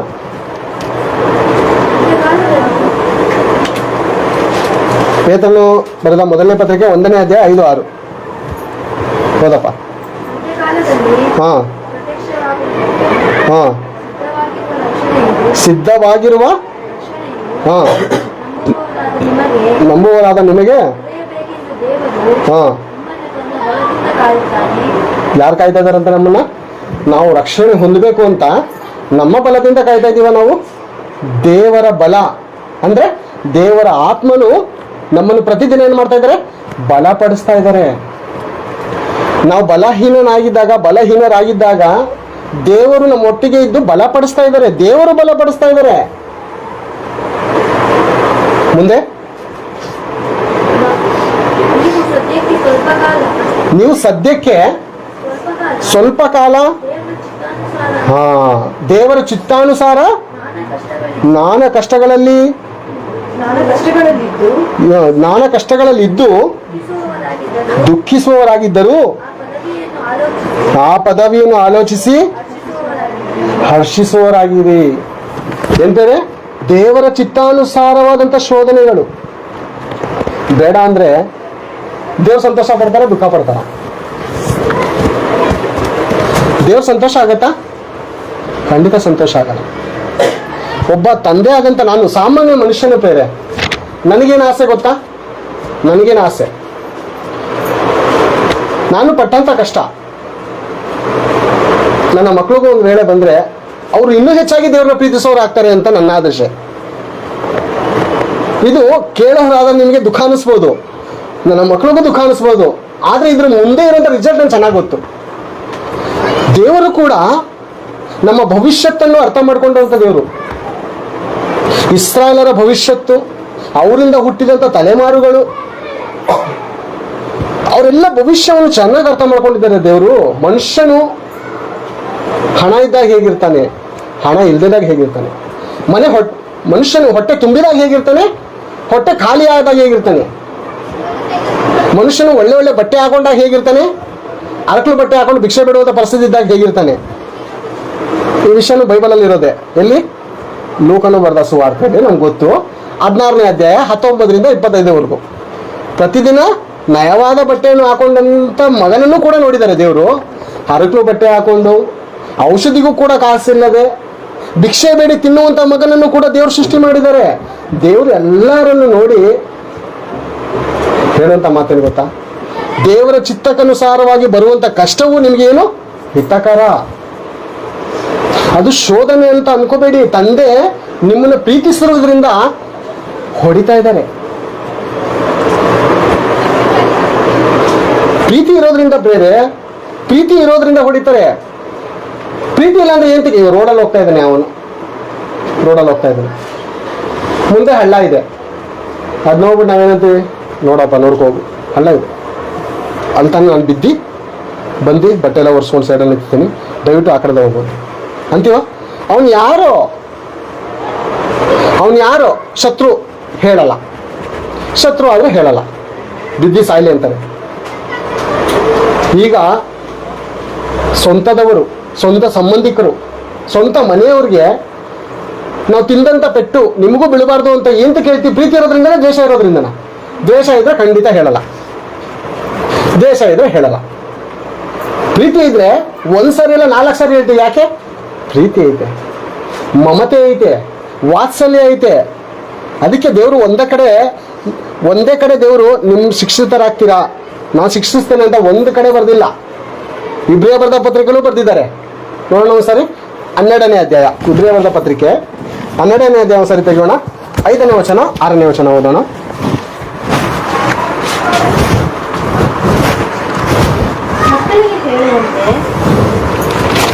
ಹಾ ಓದಿ. ಮಕ್ಕಳಿಗೆ ಹೇಳುವಂತೆ ನಿಮಗೆ ಹೇಳಿದ ಎಚ್ಚರಿಕೆಯ ಮಾತನ್ನು ಮರೆತು ಬಿಟ್ರಾ? ಏನೆಂದರೆ ಮಗನೇ ಕರ್ತನ ಶಿಕ್ಷೆಯನ್ನು ತಾತ್ಸಾರ ಮಾಡಬೇಡ, ಕೇರ್ಲೆಸ್ ಮಾಡಬೇಡ, ಅಸಡ್ಡೆ ಮಾಡಬೇಡ. ಆತನು ನಿನ್ನನ್ನು ಗದರಿಸುವಾಗ ಬೇಸರಗೊಳ್ಳಬೇಡ. ಬುದ್ಧಿ ಮಾತು ಹೇಳುವಾಗ ಏನ್ ಮಾಡ್ಕೋಬೇಡ, ಬೇಸರ ಮಾಡ್ಕೋಬೇಡ. ನಿನಗೆ ಜ್ಞಾನದ ಮಾತನ್ನು ಹೇಳುವಾಗ, ನಿನಗೆ ತಿಳುವಳಿಕೆಯ ಮಾತನ್ನು ಹೇಳುವಾಗ, ನೀನು ಉದ್ಧಾರ ಆಗುವಂತ ಮಾತುಗಳನ್ನು ಹೇಳುವಾಗ ನೀನೇನ್ ಮಾಡ್ಕೋಬೇಡ ಮಗಳೇ, ಬೇಸರ ಮಾಡ್ಕೋಬೇಡ. ಯಾಕೆ ಬೇಸರ? ಯಾಕೆ? ಒಂದು ವೇಳೆ ನನ್ನ ಮಾತನ್ನು ಕೇಳದೆ ನಿನ್ನಿಷ್ಟ ಬಂದಾಗ ಬದುಕಿದ್ರೆ ನಾಳೆ ದಿವಸ ರೋಡಲ್ಲಿ ಹೋಗಿ ಬರೋದು ಬಿಕಾರಿ ಕೂಡ ನಿಮಗೆ ಬುದ್ಧಿ ಮಾತು ಹೇಳುವಂತ ಪರಿಸ್ಥಿತಿ ಬಂದ್ಬಿಡುತ್ತೆ. ಬೇರೆಯವ್ರ ಕೈಯಲ್ಲಿ ನಾನು ಉಗಿಸ್ಕೊಳ್ಳೋದು ನೋಡೋದಕ್ಕೆ ಇಷ್ಟಪಡಲ್ಲ. ಅದಕ್ಕೋಸ್ಕರ ಯಾರು ಹೇಳ್ತೀನಿ, ನಾನು ನಿನ್ನನ್ನು ಹೆತ್ತಂತ ತಂದೆ, ನಾನು ದೇವರು, ನೀವು ನನ್ನ ಮಕ್ಕಳು. ನಾನು ಹೇಳ್ತೀನಿ, ನನಗೆ ಅಧಿಕಾರ ಐತೆ. ಯಾವನೋ ಹೇಳಿದ್ರೆ ಅದು ನನಗೆ ಇಷ್ಟನಾ? ರೋಡಲ್ಲಿ ಹೋಗಿ ಬರುವಂತ ಮನುಷ್ಯನು ನನ್ನ ಮಕ್ಕಳಿಗೆ ಬುದ್ಧಿವಾದ ಹೇಳಿದ್ರೆ ನನಗೆ ಸಂತೋಷನ, ದುಃಖ, ನೋವು, ಅವಮಾನ? ಏನು ನಿನ್ನ ಮಕ್ಕಳು ಹಂಗೆ ಮಾಡ್ತಾವ್ರೆ ಅಂದ್ರೆ ಏನಾಗುತ್ತೆ? ನೋವಾಗುತ್ತಾ, ಸಂತೋಷ ಆಗುತ್ತಾ, ಕಣ್ಣೀರು ಬರುತ್ತೆ. ಅಯ್ಯೋ ಎಷ್ಟು ಕಷ್ಟಪಟ್ಟು ಈ ಮಕ್ಕಳಿಗೆ ನಾನು ಯಥಾರ್ಥವಂತನಾಗಿ ಬದುಕೋದಕ್ಕೆ ನಾನು ಪ್ರಯಾಸ ಪಡ್ತಾ ಇದ್ದೇನೆ. ಯಾವನು ಊಟ ಕೊಡ್ತಾನ, ಬಟ್ಟೆ ಕೊಡ್ತಾನೆ, ಸ್ಕೂಲ್ ಫೀಸ್ ಕೊಡ್ತಾನ, ಏನ್ ಕೊಡ್ತಾನ, ಅವನ ಹತ್ರ ಯಾಕೆ ನನ್ನ ಮಕ್ಕಳು ಮಾತು ಕೇಳಬೇಕು? ನೋವು ಬರುತ್ತಾ, ವೇದನೆ ಆಗತ್ತಾ? ಅದಕ್ಕೆ ದೇವ್ರ ಹೇಳ್ತಾರೆ, ಮಕ್ಕಳಿಗೆ ಹೇಳುವಂತೆ ಮಗನೇ ಕರ್ತನ ಶಿಕ್ಷೆಯನ್ನು ತಾತ್ಸಾರ ಮಾಡಬೇಡ, ಆತನು ನಿನ್ನನ್ನು ಗದರಿಸುವಾಗ ಬೇಸರ ಮಾಡ್ಕೋಬೇಡ ಕಣೋ. ಅಮ್ಮ ಬೇಸರ ಮಾಡ್ಕೋಬೇಡ. ಬೇಸರ ಯಾಕೆ? ತಾನು ಸೇರಿಸಿಕೊಳ್ಳುವ ಪ್ರತಿಯೊಬ್ಬ ಮಗನನ್ನು ಹೊಡೆಯುತ್ತಾನೆ. ನೀವು ಶಿಕ್ಷಿತರ ನೋಡಿ, ಇನ್ನೊಂದ್ಸರಿ ಹೇಳ್ತಾ ಇದ್ದಾರೆ ಮಾತು, ಅಲ್ಲಿ ಹೇಳಿದಾರೆ ಇಲ್ಲೂ ಹೇಳ್ತಾ ಇದ್ದಾರೆ, ಆಚೆ ಕಡೆ ಇರುವಂತ ಮಗನನ್ನು ಹೊರಗಡೆ ಬಾ, ಕೇಳಿಸಿರುತ್ತೆ, ರಿಪ್ಲೈ ಕೊಡಲ್ಲ. ತಿರ್ಗಾ ಒಂದ್ಸರಿ ಒಳಗಡೆ ಬಾ, ಕೇಳಿಸಿರುತ್ತೆ, ರಿಪ್ಲೈ ಕೊಡಲ್ಲ. ಮೂರನೇ ಸಾರಿ ಹೋಗಿ ಕೈ ಹಿಡ್ಕೊಂಡು ಕರ್ಕೊಂಡ್ಬರ್ತೀವಿ. ಯಾಕೆ? ಮೊದಲನೇ ಸಾರಿ ಕೇಳಿಸ್ತಿಲ್ವಾ? ನಾನು ಹೇಳೋದಕ್ಕೆ ನಾಚಿಕೆ ಪಡಲಿಲ್ಲ. ನನ್ನ ನಾಚಿಕೆ ಆದರೂ ಪರವಾಗಿಲ್ಲ, ಹೇಳ್ತೀನಿ ನಾನು ಇನ್ನೊಂದು ಸಾರಿ. ನೀನು ಹತ್ರ ಬರ್ತೀನಿ, ನಾನು ನಿನ್ನ ಕರೀತೀನಿ, ನಿನ್ನ ಕೈ ಹಿಡಿದು ನಾನು ಕರ್ಕೊಂಡ್ಬರ್ತೀನಿ ಒಳಗಡೆ. ಹೊರಗಡೆ ಇದೆಯಾ ನೀನು ಹೊರಗಡೆ ಇದೆಯಾ? ಬಾ ಒಳಗೆ, ನನ್ನ ಬಳಿಗೆ ಬಾ. ಯಾಕೆ ಹೊರಗಡೆ ಇದೆಯಾ? ಏನು ಕೆಲಸ ನಿನ್ನಲ್ಲಿ? ಬಾ ದೇವರ ವಾಕ್ಯದಲ್ಲಿ, ಬಾ ಪ್ರಾರ್ಥನೆಯಲ್ಲಿ, ಬಾ ಸುವಾರ್ತೆಯಲ್ಲಿ. ನಾನು ನಿನ್ನ ಕೈ ಹಿಡಿದು ನಡೆಸ್ತೇನೆ, ನಾನು ಬಿಡಲ್ಲ, ನಾನು ನಿನಗೆ ಬಿಡಲ್ಲ. ನಿನಗೋಸ್ಕರ ಏನು ಮಡಗಿದ್ದೇನೆ ಗೊತ್ತಾ? ಯುದ್ಧ ಇದೆಯಾ? ಯುದ್ಧ ಇದೆ. ಯುದ್ಧ ಆದ್ಮೇಲೆ ಏನು ಸಿಗುತ್ತೆ? ಕಿರೀಟ ಸಿಗುತ್ತೆ. ಯುದ್ಧ ಮಾಡಿದವರಿಗೆ ಕಿರೀಟ ಸಿಗುತ್ತೆ. ಯುದ್ಧದಲ್ಲಿ ಜಯ ಹೊಂದವನಿಗೆ ಕಿರೀಟ ಸಿಗುತ್ತೆ. ಯುದ್ಧದಲ್ಲಿ ಜಯ ಹೊಂದಿದವನಿಗೆ ದೇವರ ಬಲಭಾಗದಲ್ಲಿ 12 ಸಿಂಹಾಸನಗಳ ಮುಂದೆ ಕೂತ್ಕೊಳ್ಳೋ ರೀತಿ ಮಾಡ್ತಾರೆ. ಜಯ ಹೊಂದವನಿಗೆ ಪ್ರಿಯರೇ, ಜಯ ಹೊಂದಿರೋನ್ಗೆ ಏನು ಕೊಡ್ತಾರೆ ದೇವರು? ಜಯ ಹೊಂದಬೇಕು. ನಮ್ಮ ಜನರಿಗೋಸ್ಕರವು, ನಮ್ಮ ಪಟ್ಟಣಗಳಿಗೋಸ್ಕರವು. ಪಟ್ಟಣ ಅಂದ್ರೆ ಪರಲೋಕ, ಪರಲೋಕದ ಪಟ್ಟಣ ನಮ್ದು. ಈ ಪಟ್ಟಣ ಶಾಶ್ವತವಾದ ಪಟ್ಟಣ ಅಲ್ಲ, ಇದು ತಾತ್ಕಾಲಿಕವಾದಂಥ ಪಟ್ಟಣ, ಬಂದು ಹೋಗುವಂತ ಇದು ಒಂದು ಪ್ರವಾಸದ ಸ್ಥಳ. ಇಲ್ಲಿ ನಮ್ಮ ಶಾಶ್ವತ ಇಲ್ಲ ಪ್ರೇರೆ, ನಮ್ಮ ಶಾಶ್ವತ ಇಲ್ಲ. ನಮ್ಮ ತಂದೆ ತಾಯಿಗಳು ಹಾಗೆ ಅನ್ಕೊಂಡಿದ್ರು ಇದು ಶಾಶ್ವತ ಆಗಿರ್ತೀವಿ ಅಂತ. ಅವ್ರ ಅಪ್ಪ ಅಮ್ಮನೂ ಹಂಗೆ ಅನ್ಕೊಂಡಿರ್ಬೋದು ಇದು ಶಾಶ್ವತ ಅಂತ. ಆದರೆ ಅವರವರ ಕ್ರಿಯೆಗಳ ತಕ್ಕಾಗೆ ಪ್ರತಿಫಲ ಹೊಂದ್ಕೊಂಡು ಹೋದ್ರು. ನಾವು ಭ್ರಮೆಯಲ್ಲಿರ್ತೇವೆ, ಇದು ನಮ್ಮ ಶಾಶ್ವತವಾದಂಥ ಪಟ್ಟಣ, ಇದೇ ನಮ್ಮ ಶಾಶ್ವತವಾದಂಥ ಜೀವನ. ಪರಲೋಕ ಎಂತಕ್ಕೆ? ಯಾರು ನೋಡಿದ್ದಾರೆ? ಇಲ್ಲೇ ಎಲ್ಲ ಮಾಡ್ಕೊಳ್ಳೋಣ ಅಂತ ನಾವು ಓಡಾಡ್ತಾ ಇರ್ತೀವಿ, ಕಾದಾಡ್ತಾ ಇರ್ತೀವಿ. ಯಾರಿಗೋಸ್ಕರ ಕಾದಾಡಬೇಕು ಅಂತ ಹೇಳ್ತಾ ಇದ್ರೆ, ನಮ್ಮ ಜನರಿಗೋಸ್ಕರ, ನಾಶ ಹೋಗ್ತಾರಂತ ಜನರಿಗೋಸ್ಕರ ಕಾದಾಡಬೇಕು. ನಮ್ಮ ಪರಲೋಕದ ಪಟ್ಟಣಕ್ಕೋಸ್ಕರ ಕಾದಾಡಬೇಕು. ಯುದ್ಧ ಮಾಡಿದ ನಂತರ ಕಿರೀಟ ಇದೆ. ಯೆಶಾಯನ ಪ್ರವಾದನೆ ಅಂತ ಕರೆದಾಗ ಓದಿ ಮುಗಿಸ್ಕೊಳ್ಳೋಣ.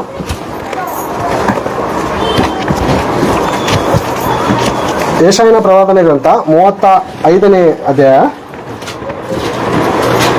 10ನೇ ವಚನದಿಂದ ಓದೋಣ.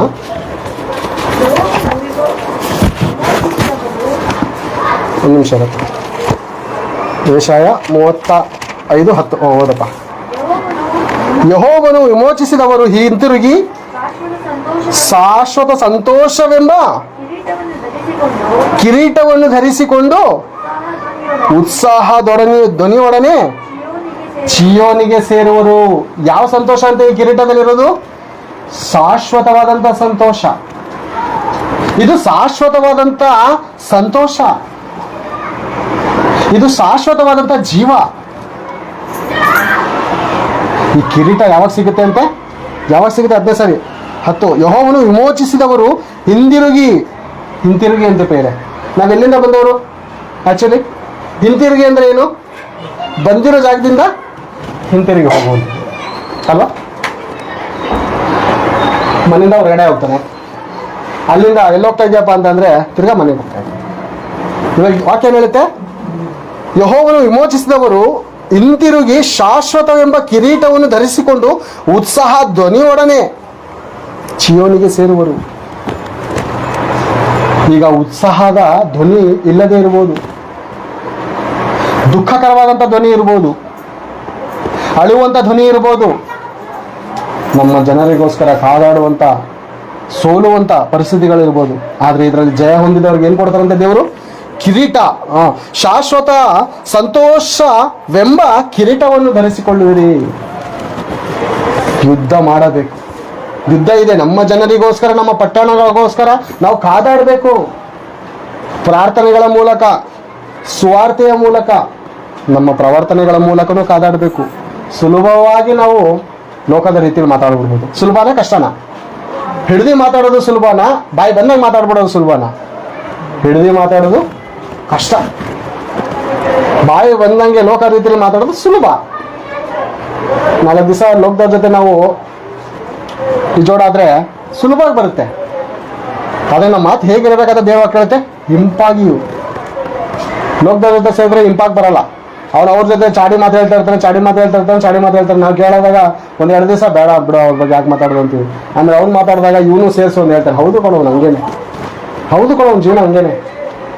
ಹಿಂಪಿರುತ್ತಾ? ಅಲ್ಲಿ ಹಿಂಪಿರುತ್ತಾ? ಕಹಿ ಇರುತ್ತಾ? ಹಿಂದ್ಗಡೆಲ್ಲ ಹಾರ ನೋಡ್ದಂಗೆ ಇರುತ್ತೆ, ಹಿಂದಿಂದನೇ ಎದೆ ಮೇಲೆ ಕೂತ್ಕೊಂಡು ನಡೆಯೋ ಮುಂದೆ ಅನ್ನಂಗೆ. ಹಿಂಪಾಗಿರಲ್ಲ. ರಸವತ್ತಾಗಂತ ಇರೋದೇ ಇಲ್ಲ. ನಮ್ಮ ಮಾತು ಹೇಗಿರಬೇಕು? ಕೇಳುವವರ ಹಿತಕ್ಕಾಗಿ. ಅವ್ನಿಗೆ ಹಿತ ಅನ್ನಿಸ್ಬೇಕು. ಇವನ ಹತ್ರ ಮಾತಾಡಿದ್ರೆ, ನಾನು ಮೊದಲು ಏನಂದೆ, ಇವನ ಮಾತಾಡಿದ್ರೆ ಇನ್ನೂ ಮಾತಾಡಬೇಕು. ನೀನು ಯಾವಾಗ ಬಾಯಿ ತೆಗೆದು ಮಾತಾಡ್ತಾನೆ? ನೀನು ಯಾವಾಗ ಮಾತಾಡ್ತಾನೆ? ಇವನ್ ಬಾಯಿ ಸ್ವರನೇ ಕೇಳಲ್ಲ. ಹಂಗೆ ಹೇಳೋ ರೀತಿಲಿ ಇರಬೇಕು ನಮ್ಮ ಸ್ವರ. ಇಲ್ಲಿ ಮಾತಾಡಿದ್ರೆ ಅಲ್ಲಿ ಕೆಲಸವ್ರು, ಆ ಬಿಲ್ಡಿಂಗ್ ಅವ್ರು ಕೆಲಸವ್ರು ಇದ್ರೆ ಚೆನ್ನಾಗಿ ಗೊತ್ತಾಗುತ್ತೆ ಇವ್ರ ಯೋಗ್ಯತೆ, ಇವನ್ ಬಾಳು, ಇವ್ ಹುಡುಗನ ಬಾಳು, ಈ ಹುಡುಗಿ ಬಾಳು ಎಂತ ಚೆನ್ನಾಗಿ ಗೊತ್ತಾಗ್ಬಿಡುತ್ತೆ. ನೀನು ಮಾತಾಡೋದೇ ಬೇಡ, ನಿನ್ನ ಸ್ವರ ಅಲ್ಲಿಂದ ಮೈಕು ಕೇಳಿಸುತ್ತೆ. ನೀನು ಮಾತಾಡಲೇ ಬೇಡಪ್ಪ, ನಾನು ಅಲ್ಲೇ ಕೇಳಿಸ್ಕೊಂಡೆ ಗೊತ್ತಾಗ್ಬಿಡುತ್ತೆ ಪ್ರೇರೆ. ಯಾರ ಮನಸ್ಸು ನೋಯಿಸ್ಬೇಕಂತ ಹೇಳ್ತಾ ಇಲ್ಲ, ದೇವರ ಮನಸ್ಸಿಗೆ ನೋವಾಗುತ್ತೆ. ಅರ್ಥ ಮಾಡ್ಕೊಳ್ಳಿ ಪ್ರೇರೆ. ದೇವರ ಮನಸ್ಸು ನೋವಾಗಲ್ವಾ? ನಮ್ಮ ಮಾತು ಹೇಗಿರ್ಬೇಕಂತೆ? ಇಂಪಾಗಿಯೂ ರಸ. ಎಲ್ಲಿ ಏನು ರಸ ಇರಬೇಕು? ಯಾವ ರಸ ಇರಬೇಕು? ರೋಮಬರ್ಧ ಪತ್ರಿಕೆ 5ನೇ ಅಧ್ಯಾಯವನ್ನು ತೆಗೆದು ನೋಡೋಣ. 5:5 ಇರ್ಬೋದು.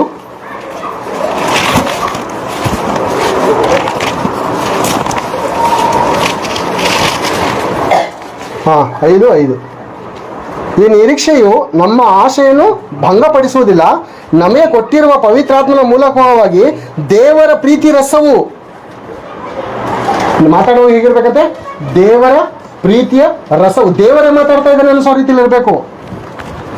ನನ್ನ ಜೊತೆ ಮಾತಾಡ್ತಾರೇನು? ದೇವರು. ಕಷ್ಟ ಅಂತ ಕೇಳಿದ ತಕ್ಷಣ ಕೊಡ್ತಾನೆ ಕಾಸು. ಪ್ರಾಬ್ಲಮ್ ಅಂದ್ರೆ ಕೇಳಿದ ತಕ್ಷಣ ಸಹಾಯ ಮಾಡ್ತಾನೆ.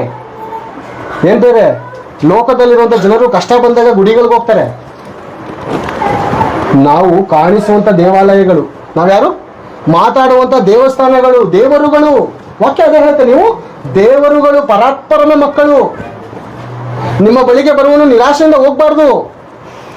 ಕಷ್ಟ ಅಂತ ಬಂದು ನಿರಾಶೆಯಿಂದ ಹೋಗ್ಬಾರ್ದು. ಯಾಕಂದ್ರೆ ನೀನ್ ದೇವರು, ನೀನ್ ದೇವಾಲಯ. ನಿರಾಶೆಯಿಂದ ಹೋಗ್ಬಾರ್ದು. ಅವನ ಹತ್ರ ಕೇಳಿದ ತಕ್ಷಣ ಸಹಾಯ ಮಾಡಿ. ಅವನ ಬುದ್ಧಿ ಹಾಗೆ ಇರುತ್ತೆ. ನಾವೇನಾಗಿರ್ಬೇಕು? ದೇವರೇನು ಕೊಡ್ತಾ ಇರಬೇಕು. ಅವನು ಎಂತ ಉಪಯೋಗಿಸೋದು? ಏನು ಬುದ್ಧಿ ಮಾತು ಹೇಳೋಣ. ಅವನು ಕಷ್ಟ ಎಂಬುವಂಥ ಸುಳ್ಳುಗಳೇ ಹೇಳ್ಕೊ ಬರ್ತಾನೆ. ಏನು ಮಾಡೋಕ್ಕಾಗಲ್ಲ. ಪರಿಸ್ಥಿತಿಗಳು ಆ ರೀತಿ ಇರುತ್ತೆ. ಆದ್ರೆ ನೀನು ಏನಾಗಿರ್ಬೇಕು? ದೇವಾಲಯದ ರೀತಿಯಲ್ಲಿ ಸಹಾಯ ಮಾಡಬೇಕು. ನಿನ್ನ ಬಳಿಗೆ ಬರೋರಿಗೆ ಅವನು ನಂಬಿಕೆಯಿಂದ ಬರಬೇಕು. ದೇವ್ರ ಹತ್ರ ನಂಬಿಕೆಯಿಂದ ಬಂದವ್ರಿಗೆ ಯಾವತ್ತಾದ್ರೂ ಕೈ ಬಿಟ್ಟಿದಾರ? ದೇವರು ಬಿಟ್ಟಿಲ್ಲ. ದೇವ್ರ ವಾಕ್ಯ ಏನಿರುತ್ತೆ ಗೊತ್ತಾ? ನಾವು ನಮಗೋಸ್ಕರ ಜೀವಿಸುವುದಿಲ್ಲ, ನಮಗೋಸ್ಕರ ಸಾಯೋದು ಇಲ್ಲ. ನಾವು ಯೇಸು ಕ್ರಿಸ್ತನು ನಮಗೋಸ್ಕರ ಹೇಗೆ ಜೀವಿಸ್ನೋ, ನಮಗೋಸ್ಕರ ಹೇಗೆ ಸತ್ನೋ, ನಾವು ಕೂಡ ಪರರ ಸುಖ ದುಃಖಗಳಲ್ಲಿ ಪಾಲಿಭಾಗಸ್ಥರಾಗಬೇಕು. ಇದು ಕ್ರೈಸ್ತತ್ವದ ನಿಜವಾದ ಮಾದರಿ ಪ್ರೇರೆ, ಮಾದರಿ ಜೀವಿತ. ಇದೇನು? ತ್ಯಾಗದ ಜೀವಿತ. ತ್ಯಾಗ ಇರಬೇಕು. ತ್ಯಾಗ ಅಂದ್ರೆ ಕ್ರೈಸ್ತತ್ವನ? ನನಗೋಸ್ಕರ, ನನ್ನ ಹೆಂಡತಿಗೋಸ್ಕರ, ನನ್ನ ಮಕ್ಕಳಿಗೋಸ್ಕರ, ನನ್ನ ಕುಟುಂಬಕ್ಕೋಸ್ಕರ ಬರ್ತದೆ. ಅದು ಕ್ರೈಸ್ತತ್ವನ? ಅದು ಹನ್ನೇರು ಹಾಗೆ ಬದುಕ್ತಾರೆ. ಪಾಪಿಷ್ಟರು ಕೂಡ ತಮ್ಮನ್ನು ಪ್ರೀತಿಸುವವರನ್ನೇ ಪ್ರೀತಿಸ್ತಾರೆ. ನಾವು ಯಾರನ್ನ ಪ್ರೀತಿಸ್ಬೇಕು?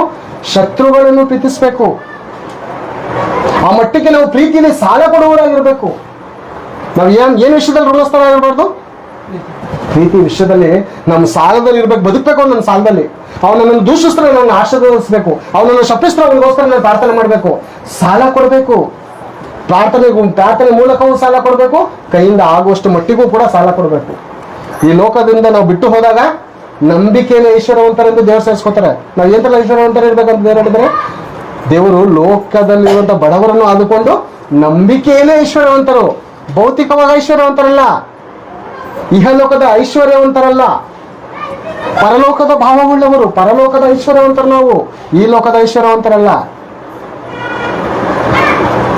ಅನ್ಯಾಯದ ಧನದ ಮೂಲಕ ಅನೇಕರನ್ನು ಸ್ನೇಹಿತರನ್ನಾಗಿ ಮಾಡ್ಕೋಬೇಕು. ಹಣ ಏನು?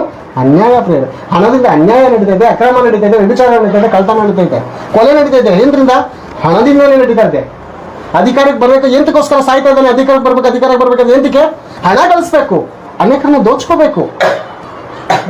ಹೆಸರಿಗೋಸ್ಕರ ಇವಾಗ ಇಲ್ಲ ಪ್ರೇರ ಜನ, ಹಣಕ್ಕೋಸ್ಕರ ಅಧಿಕಾರಕ್ಕೆ ಬರ್ಬೇಕಂತಾರೆ ಅಷ್ಟೇ, ಇನ್ನೇಂತಗೂ ಇಲ್ಲ. ಈ ಹಣದಿಂದ ಆಗುವಂಥ ಅಕ್ರಮಗಳು ಭಯಂಕರ. ಅದಕ್ಕೋಸ್ಕರ ನಾವು ಬದುಕಬಾರ್ದು. ದೇವರಿಗೋಸ್ಕರ, ದೇವರ ಪಟ್ಟಣಕ್ಕೋಸ್ಕರ, ದೇವರ ಜನರಿಗೋಸ್ಕರ ಬದುಕಬೇಕೆನ್ನುವಂಥ ದೇವರ ಮಾತುಗಳನ್ನು ಹೇಳುತ್ತಾ ಕಡೆದಾಗಿ ಮುಗಿಸ್ತಾ ಇದ್ದೀನಿ. ದೇವರು ನಮ್ಮೆಲ್ಲರನ್ನು ಆಶೀರ್ವದಿಸಲಿ. ಇದುವರೆಗೂ ತಾಳ್ಮೆಯಿಂದ ಕೇಳಿದಂಥ ನಿಮ್ಮೆಲ್ಲರಿಗೂ ಹೃದಯಪೂರ್ವಕವಾದ ವಂದನೆಗಳನ್ನು ಸಮರ್ಪಿಸುತ್ತಾ ಕಡೆ ಪ್ರಾರ್ಥನೆ ನಡೆಕೊಳ್ಳೋಣ. ನಮ್ಮ ಮಧ್ಯದಲ್ಲಿ ಥಾಮಸ್ ಅಣ್ಣನವರು ಬಂದು ಕಡೆ ಪ್ರಾರ್ಥನೆ ನಡೆಸ್ಕೊಡ್ಬೇಕು ಕೆಲಸ.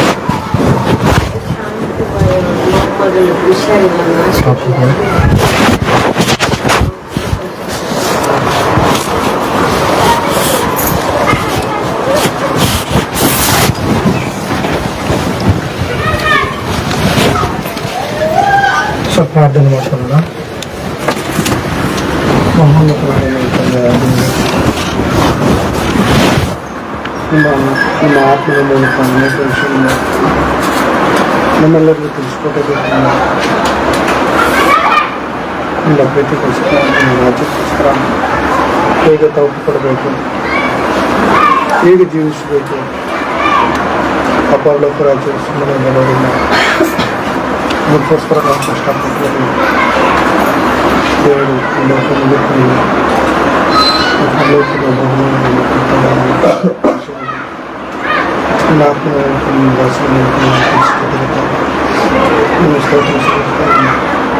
ಹಾಗೂ ತಂದೆ ಮಾತುಗಳು ಕೇವಲವಾಗಿದ್ದು ಮಾತುಗಳನ್ನು ಕೆಲವು ವಿಷಯಗಳಾದರೂ ಅದಕ್ಕೋಸ್ಕರ ಪ್ರಯಾಸಪಟ್ಟು ತಾವು ಇನ್ನು ಮುಂದೆ ಅನೇಕ ಮಾತುಗಳನ್ನು ವಾಸನೆ ತಿಳಿಸಿಕೊಡ್ತಾ ಇಂಥ ಮಾತುಗಳು ತಂದೆ ಈ ಲೋಕದಲ್ಲಿ ಎಲ್ಲೆಲ್ಲಿ ಸಿಗುವಂತೆ ಇದನ್ನು ನೀವು ಮಾತ್ರ ನಿಮ್ಮ ಮಾತುಗಳ ಪ್ರಕಾರ ನಮ್ಮ ಜೀವಿತದಲ್ಲಿ ಕಾರ್ಯ ನೀವು ಆತ್ಮವಾಗಿ ನಡೆಸಬೇಕು. ಹಾಗೂ ತಂದೆ ಸಾಧ್ಯದಾಯಕ ಮಗಳು ವೃದ್ಧಾಪ್ಯ ಸ್ಥಿತಿಯಲ್ಲಿ ಇದ್ದಾಗಲೂ ತಂದೆ ಅನೇಕ ವಿಷಯಗಳನ್ನು ಹೋರಾಡುತ್ತಾ ಕಷ್ಟಪಟ್ಟು ಇನ್ನು ಸಹಾಯ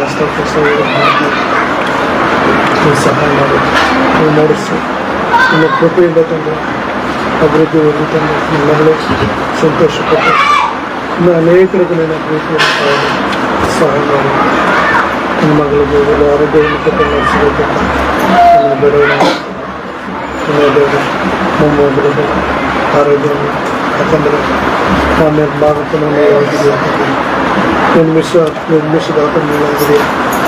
ಇಲ್ಲಿ ಯಾವ ಸಮಸ್ಯೆಯಿಂದ ಒದ್ದಾಡ್ತಾ ಇರೋ ಜೊತೆಗೆ ಸಹಾಯ ಮಾಡಿ ಕ್ಷೇಮವಾಗಿ ಕುಟುಂಬಕ್ಕೆ ಆರೋಗ್ಯದಿಂದ ಬರಲು ನೀವು ಸಹಾಯ ಮಾಡಬೇಕಂತ ಇದುವರೆಗೂ ನನ್ನ ಮಾತುಗಳು ಕೇಳಿಸಬೇಕಾಗಿ ನನ್ನ ಸ್ತೋತ್ರ ಸಲ್ಲಿಸ್ತಾ ನನ್ನ ಪ್ರಾರ್ಥನೆಯನ್ನು ನನ್ನ ರಕ್ಷಕನು ಯೇಸು ಕ್ರಿಸ್ತನ ನಾಮದಲ್ಲಿ ಬೇಡುತ್ತೇನೆ.